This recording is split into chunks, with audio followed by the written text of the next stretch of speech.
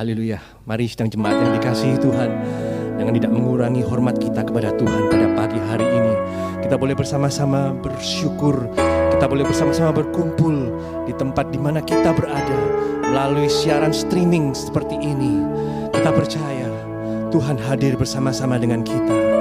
Haleluya, syukur.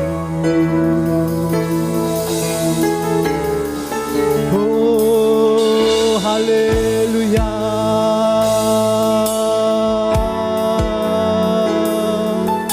haleluya. Kami bersyukur Tuhan.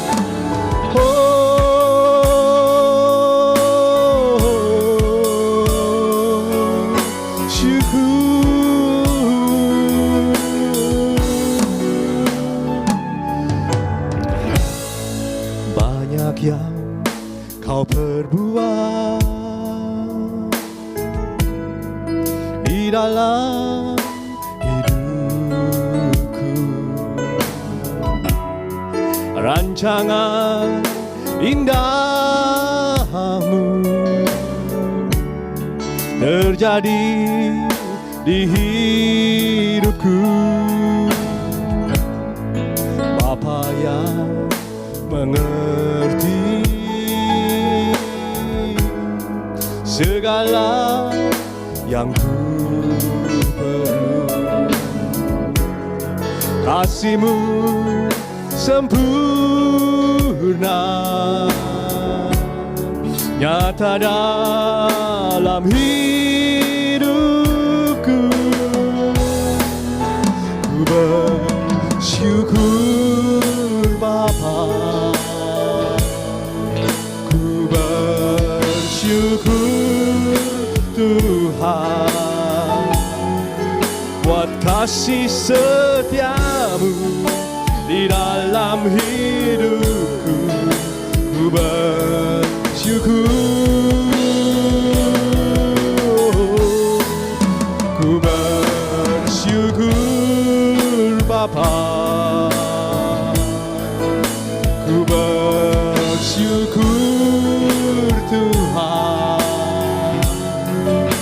buat kasih setia-Mu di dalam hidupku. Ku bersyukur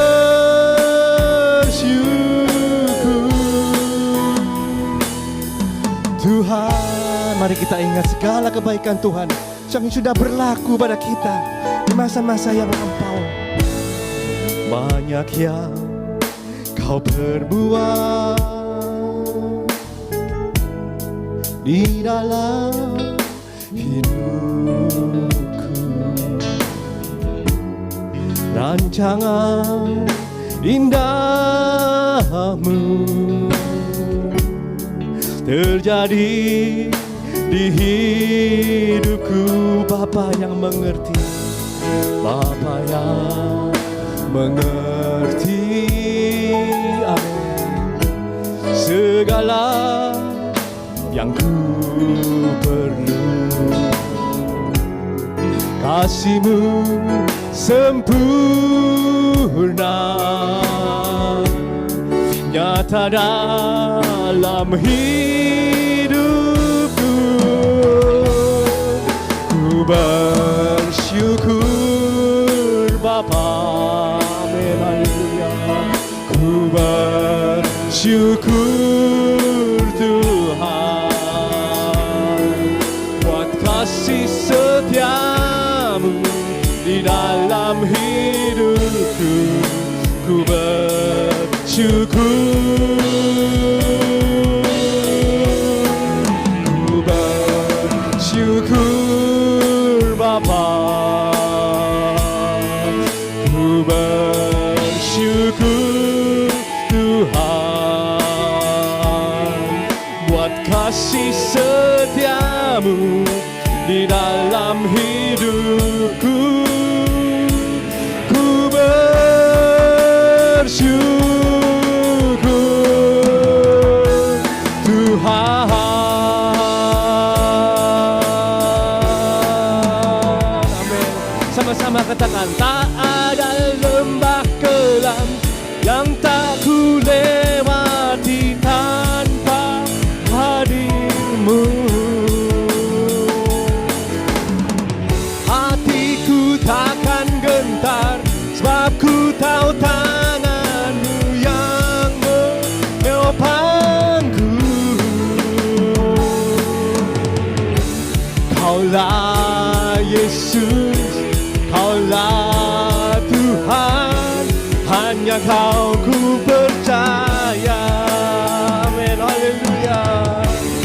Kaulah Yesus, Kaulah Tuhan, harapan hidupku.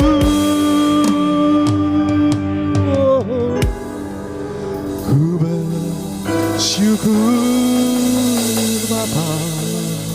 Amin Tuhan. Ku bersyukur Tuhan,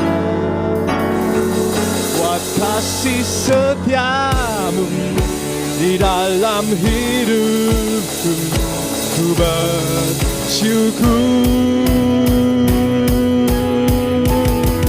ku bersyukur Bapa.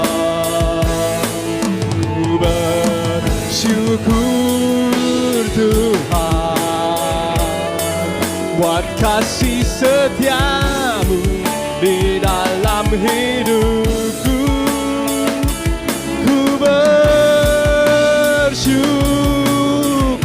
Bersyukur Tuhan, ku bersyukur. Sekali lagi ku bersyukur, haleluya. Ku bersyukur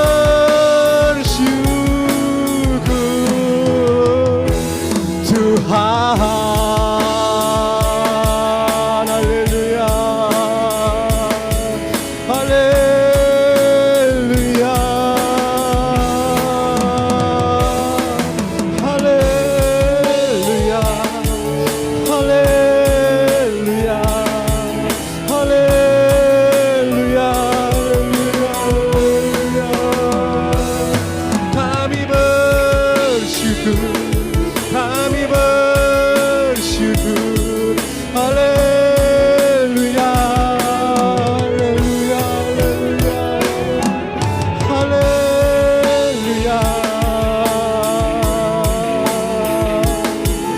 Haleluya, haleluya Tuhan. Sungguh kami bersyukur Tuhan, jika kami mengingat segala kebaikan-Mu kepada kami yang sudah terjadi di masa-masa yang lampau Tuhan. Bagaimana Engkau tetap memegang tangan kami dengan erat. Kami percaya Tuhan, di tengah-tengah suasana yang tidak menentu pada saat seperti ini, biarlah kami tetap mengucap syukur untuk penyertaan-Mu pada hari ini dan pada hari-hari yang mendatang. Terima kasih ya Bapa, karena Engkau sungguh Bapa yang sangat mengerti apa yang kami butuhkan. Terima kasih ya Tuhan, terima kasih. Pada pagi hari ini Tuhan, kami akan memberikan yang terbaik dari hati kami. Kami akan memberikan yang terbaik dari kehidupan kami, yaitu hati yang penuh syukur, hati yang penuh dengan puji-pujian. Bukan hanya sekedar berkat-Mu Tuhan, bukan hanya sekedar kelimpahan yang sudah kami rasakan, tapi terlebih lagi Tuhan, karena penyertaan-Mu bersama dengan kami, karena keberadaan-Mu bersama-sama dengan kami. Itulah yang menjadi kekuatan bagi kami semua. Terima kasih ya Bapa. Kami buka ibadah kami pada pagi hari ini dalam satu nama yang besar, itulah nama Tuhan Yesus Kristus, Juru Selamat kami yang hidup. Haleluya, amin, haleluya. Saudaraku, kita akan naikkan satu pujian sukacita ya. Lagu sedikit, mungkin lama, tapi lagu ini memberikan kekuatan buat kita semua. Amin, haleluya.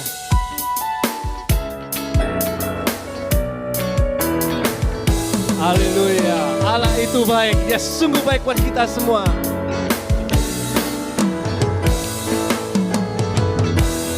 Allah itu baik, sungguh baik bagiku.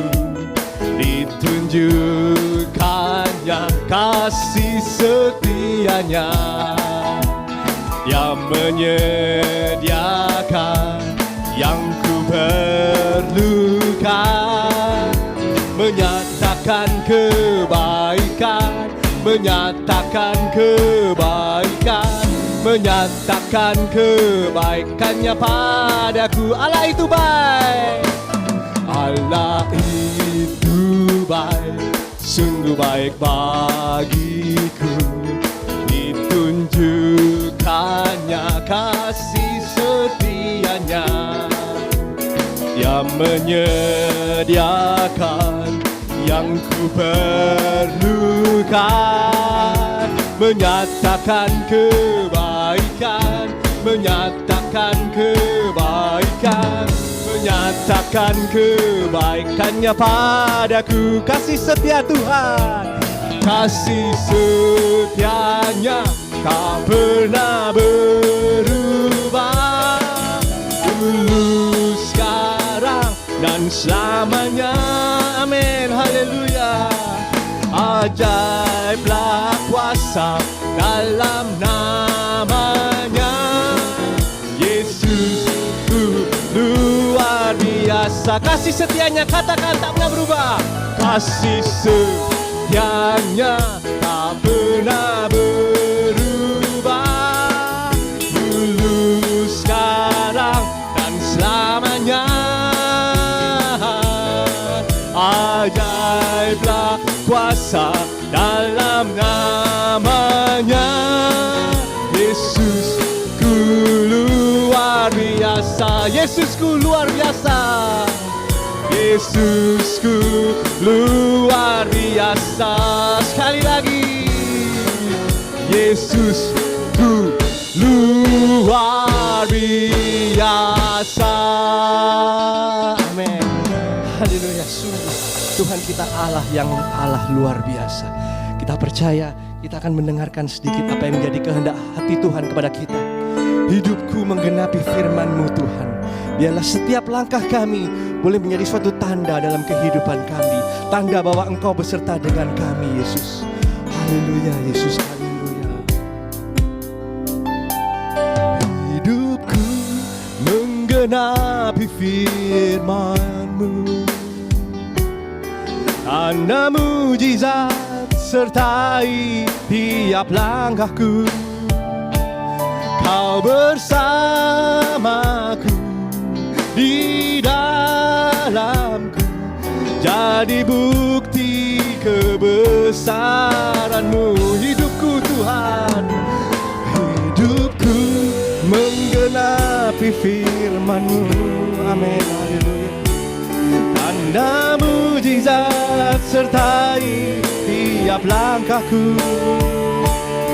Kau bersamaku di dalamku, jadi bukti kebesaran-Mu.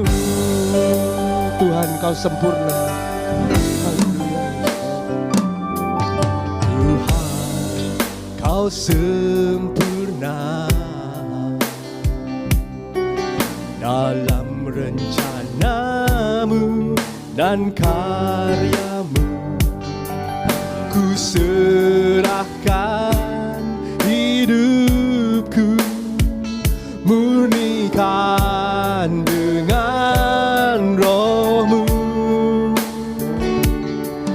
Tuhan, Kau sempurna dalam rencana-Mu dan karya-Mu. Ku serahkan hidupku, murnikan dengan Roh-Mu. Hidupku menggenapi firman-Mu. Tanda mujizat sertai tiap langkahku. Kau bersamaku di dalamku, jadi bukti kebesaran-Mu. Hidupku menggenapi firman-Mu. Amin Tuhan, haleluya. Tanda mujizat sertai tiap langkahku. Kau bersamaku di dalamku, jadi bukti kebesaran-Mu. Kau bersamaku Tuhan, Kau bersamaku di dalamku, jadi bukti kebesaran. Sekali lagi, Kau bersama kami Tuhan. Kau bersamaku di dalamku, jadi bukti kebesaran-Mu. Haleluya. Mari kita berdoa. Pada hari Minggu ini Tuhan, kami datang kepadamu memohon kuasa-Mu boleh bekerja. Engkau sudah menerima persembahan pujian kami, boleh menyenangkan hati-Mu ya Tuhan. Kini tiba saatnya bagi kami semuanya boleh mendengarkan sabda kebenaran firman-Mu. Inilah hamba-Mu yang penuh kelemahan kekurangan, tapi Allah Kudus ada di balik hamba-Mu. Sembunyikan hamba-Mu di balik salib-Mu. Biarlah Tuhan Yesus mempelai kami boleh mengurapi hamba-Mu, berbicara Bapa di sorga. Di dalam nama Tuhan Yesus Kristus kami siap terima firman-Mu. Haleluya, amin. Shalom Bapak Ibu Saudara. Di HP saya ada sekitar 2.700 nama lebih disimpan di sini, sehingga sulit sekali buat saya untuk mengingat. Dan itu sebabnya misalnya ada nama-nama seperti Daniel.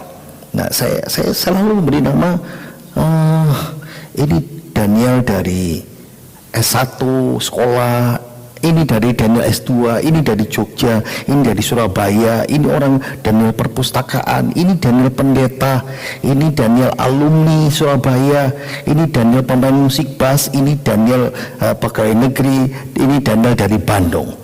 Nama supaya ketika saya mencari nama dalam HP ini mudah sekali diingat.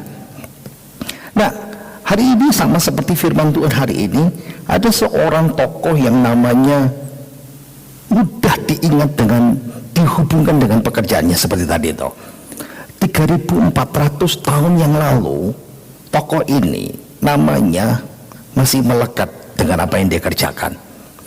Dalam di Indonesia namanya disebut sebagai Bondon, Bunga Latar, Bunga Raya, Cabu, Jobong, Kembang Latar, Lanji, Moler, Nyamikan, Pandiang.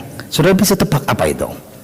Mari kita buka Alkitab kita dari Ibrani pasal 11 ayat 31. Ibrani pasal 11 ayat yang ke-31. Saya bacakan ya. Karena iman maka Rahab perempuan sundal itu tidak turut binasa bersama-sama dengan orang-orang durhaka, karena ia telah menyambut pengintai-pengintai itu dengan baik.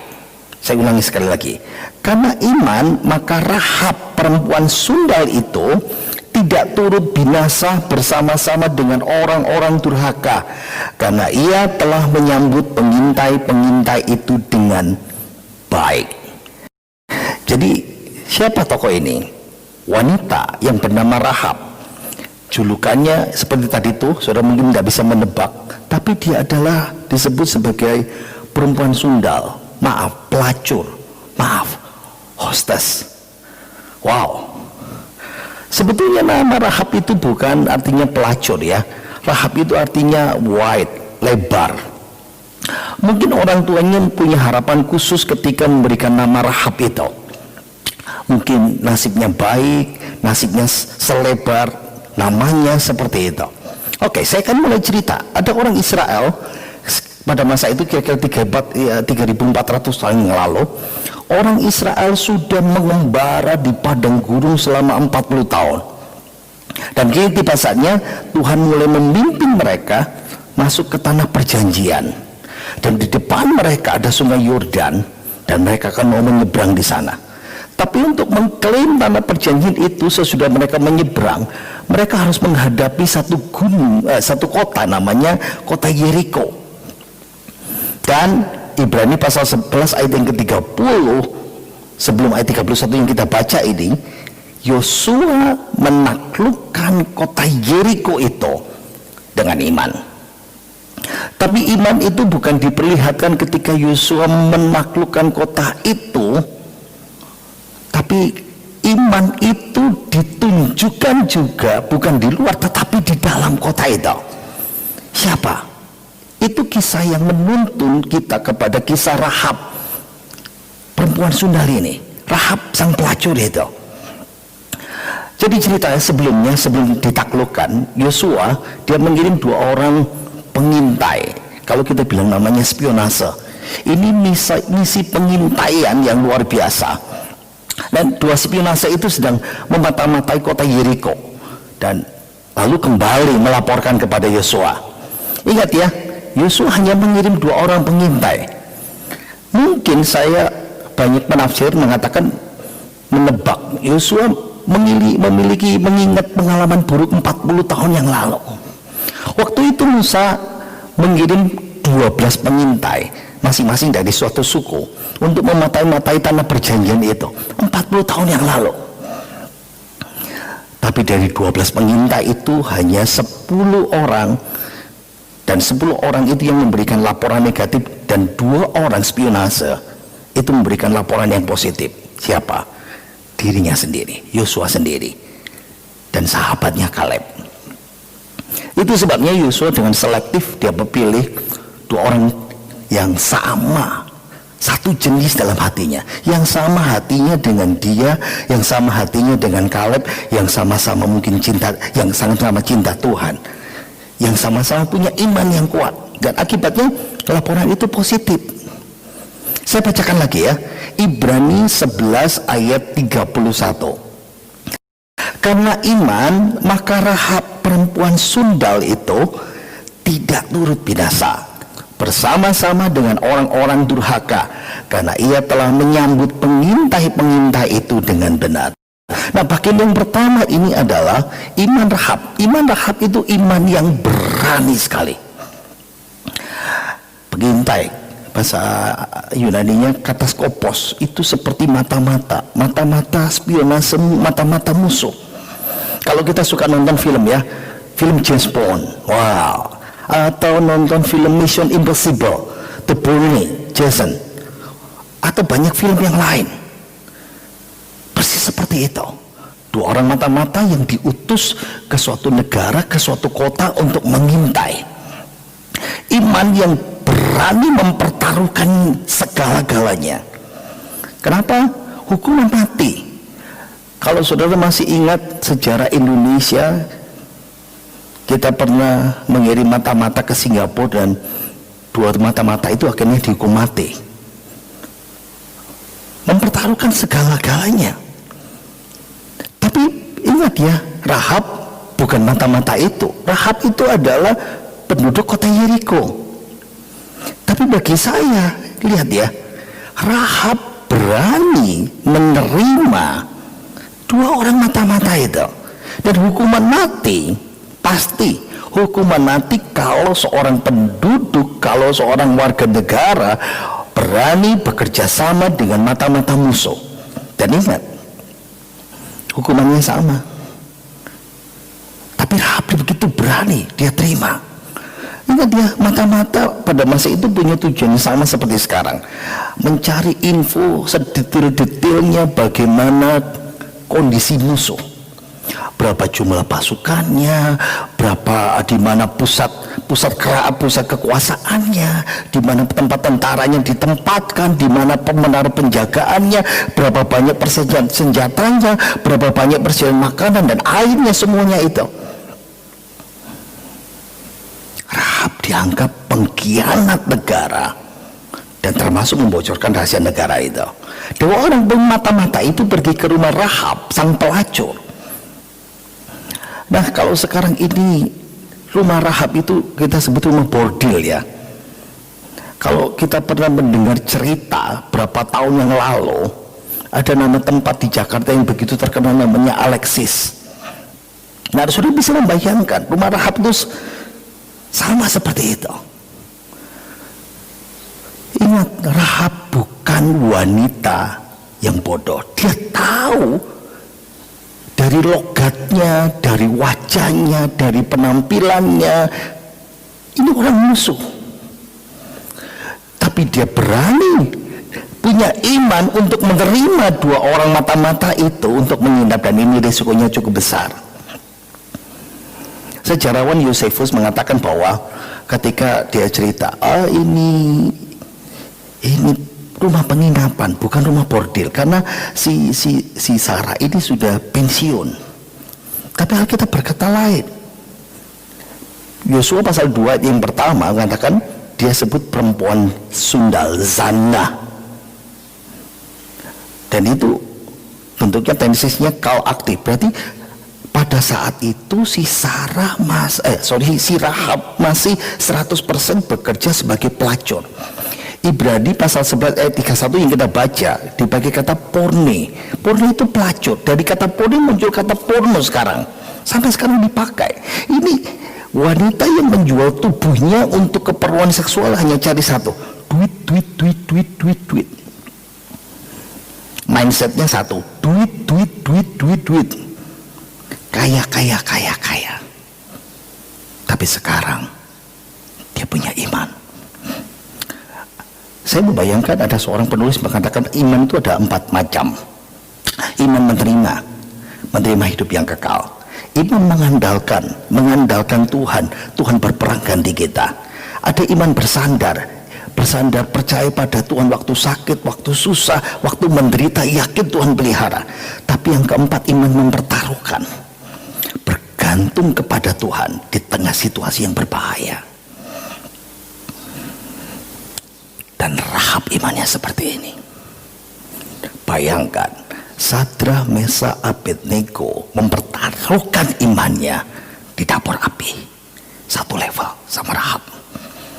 Daud mempertaruhkan hidupnya, melarikan diri, menghadapi fitnah, konspirasi musuh dalam bayang-bayang maut. Rahab sama seperti Daud. Habakuk berkata, sekalipun pohon ara tidak berbuah, namun akan bersorak-sorak di dalam Tuhan. Rahab level imannya sekelas Habakuk. Pernah saudara membayangkan seperti ini? Ada seorang eksekutif bisnis yang luar biasa. Suatu ketika Tuhan panggil dia untuk melayani dengan lebih efektif, bukan jadi pendeta, karena dia mau melayani gerejanya dengan luar biasa. Dia berkumpul untuk masuk sekolah Alkitab, masuk STT untuk belajar firman Tuhan. Tapi itu berarti dia harus berhenti bekerja dulu dan meninggalkan semuanya. Dia berkumpul berdoa kepada Tuhan dan akhirnya dia taat sama Tuhan. Memang dia diambil S1, tapi diambil pelajaran yang penuh selama beberapa bulan. Selesai kuliah, tiba-tiba big boss dari perusahaannya menelpon dia, mau kembali bekerja enggak? Ingat, Tuhan itu menghormati, memberkati orang-orang yang mempertaruhkan iman seperti ini. Ayo kita baca lagi Ibrani 11 ayat 31, ayat yang sama, ayat yang cuma ini saja ya. Karena iman, maka Rahab perempuan sundal itu tidak turut binasa bersama-sama dengan orang-orang durhaka, karena ia telah menyambut pengintai-pengintai itu dengan baik. Iman yang pertama, iman Rahab itu iman yang berani. Iman yang kedua, iman Rahab itu unik. Ingat ya, unik, bukan antik. Saya mau cerita gini, situasinya saat itu sedang perang. Dan ingat ya, Rahab memiliki tempat rumah bordil. Saya suka sekali film Perang Dunia Pertama, Perang Dunia Kedua. Di Perang Dunia Pertama ada seorang pelacur terkenal namanya Matahari. Dia wanita Belanda yang pernah tinggal di Pulau Jawa, di Pulau Sumatera, dan menjadi agen spionase, double agent. Akhirnya dihukum mati. Pelacur menjadi spionase. Di Perang Dunia Kedua, perwira-perwira Jerman dalam Perang Dunia Kedua banyak infonya dikorek-korek oleh para pelacur. Karena pelacur banyak menjadi spionase. Pada masa itu Rahab juga sama. Israel adalah ancaman terbesar bagi Yeriko. Kalau ditanya, di mana uniknya imannya si Rahab? Uniknya sekarang ya, ketika, singkat cerita ya, saya nggak bisa baca ayatnya karena waktu kita terbatas. Ketika 2 spion itu disembunyikan, lalu Rahab didatangi oleh pejabat-pejabat negara dan ditanya, di mana kau sembunyikan? Di mana mereka? Dan saat itu Rahab berkata, oh coba pergi, mereka berdua sudah pergi, coba kamu kejar. Di sini Rahab berbohong. Saya mau tanya, bohong itu dosa enggak? Ayo jawab, bohong itu dosa enggak? Dosa, gimana pun bohong itu dosa. Tapi aneh, pelacur, maaf ya kasar, bohong, kenapa disebut pahlawan iman? Wow, Ini yang membuat saya memikirkan begitu uniknya. Ada beberapa jawaban ya. Yang pertama, oh kebohongan itu nggak apa-apa waktu perang, yang penting nyawa itu berharga. No. Ada yang berkata kebohongan itu nggak boleh, tapi masanya si Rahab itu nggak punya pilihan. Dosa tetap dosa bagi saya. Yang ketiga, ada yang berkata begini, bohong itu memang dosa, tapi ingat dia, Rahab itu orang kafir. Tapi saya melihat jawabannya seperti ini. Bohong itu memang dosa. Rahab berdosa, tapi Rahab dipuji bukan karena dustanya dalam Alkitab. Rahab dipuji oleh karena imannya. Dan ini unik sekali. Unik yang berikutnya apa lagi? Dia itu perempuan. Saudara masih ingat ya, perempuan itu derajatnya dalam kesetaraan ya. Memang laki-laki dan perempuan setara. Tapi kebanyakan perempuan pada masa perjanjian lama itu nomor 2 sesudah laki-laki. Dan dia adalah pahlawan. Dia profesinya pelacur, sampah masyarakat, tapi disebut pahlawan iman. Kelakuannya, ya jujur ya, dia bohong, dia penyembah berhala. Tapi ada satu yang membuat dia berubah. Imannya kepada Allah. Itu yang membuat jauh berubah. Pembohong, orang kafir, masyarakat rendahan, tapi dia bisa berubah karena iman di dalam Tuhan. Jangan pernah memikirkan bahwa Tuhan bisa pakai hamba-hamba Tuhan yang besar. Tuhan bisa pakai orang-orang yang tidak pernah kita pikirkan. Yang pertama, misalnya kadang-kadang Tuhan izinkan kita punya musuh, bermusuhan terus. Kita rasanya ini orang yang paling bencana dalam hidupku, orang ini selalu cari kesalahanku, orang ini cari kelemahanku, orang ini selalu menyudutkan saya. Ingat, kadang-kadang Tuhan memakai seorang musuh untuk membentuk karakter kita. Kita belajar ngampunin, kita belajar bagaimana menghadapi orang yang susah. Ibrani mengatakan, misalnya gini ya, 13 ayat kedua, tidak jarang orang memberi tumpangan kepada malaikat. Kadang-kadang Tuhan pakai orang lain yang kita tidak tahu untuk membentuk dan memberkati kehidupan kita. Jangan lupa, ingat ya, Alkitab mengatakan Tuhan bisa juga pakai orang yang bodoh, orang yang lemah, orang yang tidak berpengaruh, orang yang tidak dianggap dunia. Dan itu kita dulu. We are nothing. Kita ini bukan siapa-siapa. Murid-murid sedang berdebat. Petrus, Yohanes. Wah, yang satu dekat, yang satu pemimpin, dan mereka semua berdebat 12 orang. Siapa yang paling hebat di antara kita?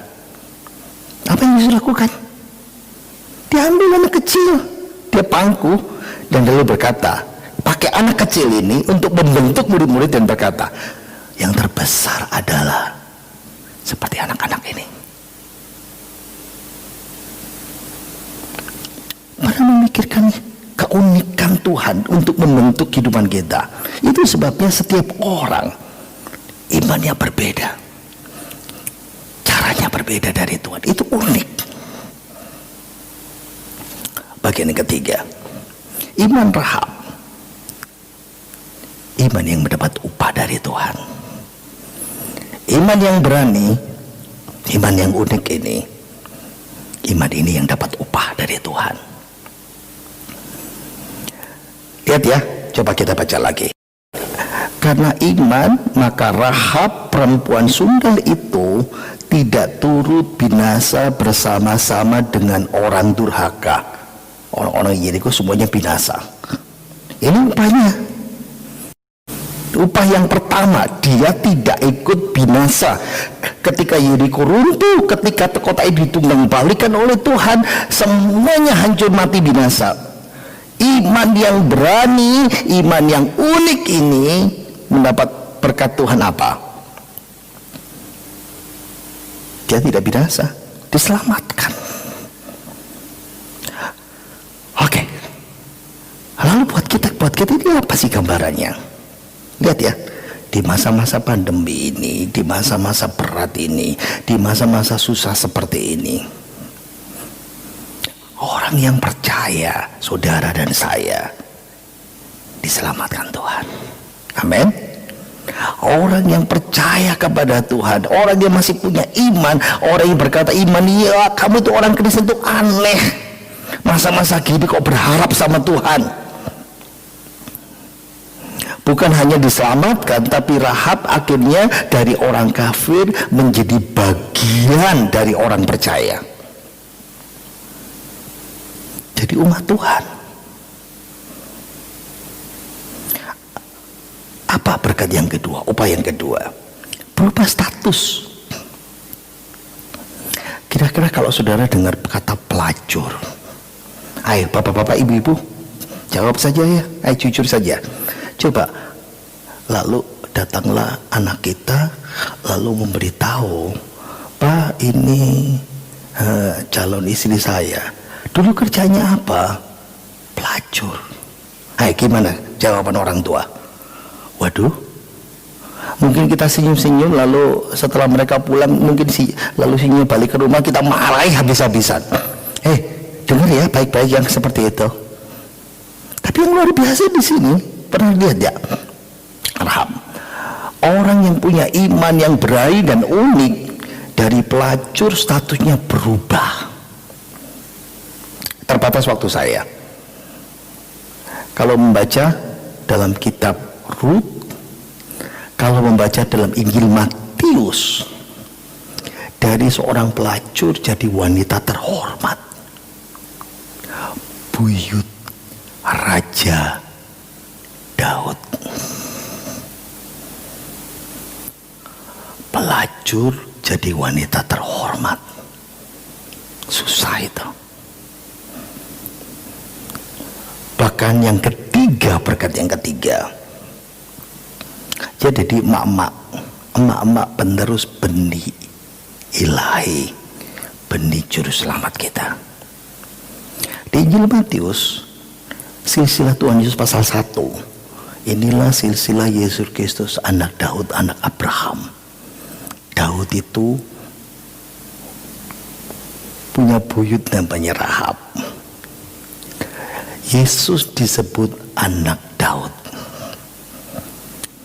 Rahab ada di dalam darah Yesus secara manusiawi. Saya tidak pernah bisa membayangkan hidup orang yang bisa diubah Tuhan. Kalau Rahab bisa diubah Tuhan, saudara dan saya bisa diubah Tuhan, asal engkau punya iman di dalam Yesus. Sebagian besar orang memiliki iman itu bodoh, dianggap bodoh. Tapi saya katakan bahwa iman itu adventures, petualangan yang luar biasa kita di dalam Tuhan. Ada seorang yang bernama, saya mau tutup dengan cerita, ada seorang yang bernama Crowell. Dia masih muda, anak ini kira-kira umur 16 tahun. Dia mulai bekerja jadi ABK, anak buah kapal, di sebuah kapal layar. Dan dia adalah satu-satunya orang Kristen di antara 12 ABK itu. Jadi di kapal layar itu ada 12 ABK, dan dia adalah yang termuda dan satu-satunya yang Kristen. Sebelum dia pergi meninggalkan rumah, dia pamit sama mamanya. Mamanya membayat dia, ya, ayo kamu janji di depan mama, di hadapan Tuhan Yesus, bahwa kamu tidak akan pernah meninggalkan Tuhan Yesus, bahwa kamu harus saat teduh setiap hari, bahwa kamu harus berdoa 3 kali sehari. Ketika itu dia berjanji sama mamanya, dan ketika dia mulai bekerja di kapal, lama-kelamaan pelaut-pelaut yang lain, ABK yang lain, tahu bahwa dia orang Kristen. Bahkan begitu salehnya sampai dia diejek. Pertama kali muda, dia lagi doa, ABK yang lain ada air laut disiram di kepalanya. Lagi baca Alkitab disiram 2 ember. Tapi dia tetap kekeh, dia tetap setia, dia masih berdoa, dia masih baca Alkitab, dia masih percaya Yesus. Seiring dengan waktu, intensitas penganiayaan itu semakin meningkat. Sampai dia diikat di tiang kapal layar itu. Dia masih berdoa. Dicambuk 39 kali pun dia tetap berdoa. Akhirnya ABK yang lain begitu benci dia karena Kristen. Dia diikat dengan tali semuanya. Kalau kamu tidak berhenti berdoa, kalau kamu tidak berhenti baca Alkitab, dilempar ke laut. Crowell tahu ini saatnya terakhir buat dia. Tapi dia berdoa dan berkata, Tuhan ampuni, Yesus ampunilah mereka karena mereka tidak tahu apa yang mereka berbuat. Oh, itu luar biasa. Dia berkata sama penyisa-penyisanya itu, dia berkata, tidak apa-apa, tapi tolong kalau aku mati meninggal nanti, bawa jenazahku pulang ke rumah. Katakan sama mama, sampai akhir hidupku aku tetap percaya Yesus. Begitu jengkelnya, begitu kesetanannya, 12 ABK itu melemparkan dia ke laut dengan tali. Cukup lama, dan semua orang mengira bahwa Crowell itu akhirnya dia mati, karena mereka sudah berjanji bahwa jenazahnya ditarik. Yang mengejutkan mereka, Crowell sadar kembali. Saat itu Roh Kudus mulai bekerja luar biasa. 2 orang ABK bertobat saat itu. Besoknya sang kapten kapal dan beberapa pelaut yang lain. Apa yang mau saya sampaikan hari ini yang terakhir? Seperti Rahab, seperti Crowell, yang pertama, engkau harus berani. Kita harus berani pegang iman kita dalam Tuhan. Dalam masa-masa yang seperti ini, tetap percaya Yesus. Yang kedua, iman kita ini unik. Kita beda satu dengan yang lain. Kita punya banyak persoalan yang berbeda. Tapi iman unik itu Tuhan perhatikan. Yang ketiga, percaya di akhir segala-galanya Tuhan memberikan upah, seperti Ibrani katakan, kepada orang yang berharap kepada Dia. Mari kita berdoa. Kami bersyukur Tuhan, di akhir ibadah ini kami boleh mendengarkan firman-Mu. Kiranya Engkau boleh berbicara dalam kehidupan kami. Kami tahu Engkau sudah berbicara secara pribadi. Engkau boleh menolong seluruh sidang jemaat-Mu semuanya. Engkau berkati Ibu Gembala, setiap majelis pelayan Tuhan, pembela sidang, dan semua sidang jemaat-Mu. Engkau jaga dan pelihara mereka semuanya, agar mereka tetap setia di dalam iman mereka, berani dalam iman mereka. Dan kami percaya iman kami unik dan Tuhan memberkati kehidupan kami. Terima kasih Tuhan, kiranya Engkau memberkati hamba-Mu yang sudah melayani siapapun kami, WL singer, pemain musik, operators, dan semuanya. Dan seluruh kami percaya Tuhan, berkat-Mu boleh ada dalam kehidupan kami semuanya. Ajarkan kami punya iman yang begitu kuat, sama seperti Rahab, sama seperti Daniel, sama seperti Sadrak Mesak Abednego, sama seperti Habakuk, sama seperti Crowell. Dan biarlah Tuhan berkati kami semuanya. Mari kita buka tangan kita, terima berkat dari Tuhan kita Yesus Kristus sendiri. Diberkatilah hidup kita oleh Tuhan. Diberkatilah suami istri. Diberkatilah anak-anak pemuda-pemudi. Diberkatilah rumah tangga kita dengan damai sejahtera melimpah. Diberkatilah segala usaha pekerjaan, toko, karir, dan proyek kita. Diberkatilah hidup kita mulai hari ini sampai selama-lamanya. Terima berkat yang melimpah dari mempelai surgawi kita, dari Bapa, Putra, Roh Kudus, berkat-berkat dalam nama Tuhan Yesus Kristus. Dan kita semua yang percaya berkata amin. Tuhan Yesus memberkati kita semuanya. Selamat hari Minggu.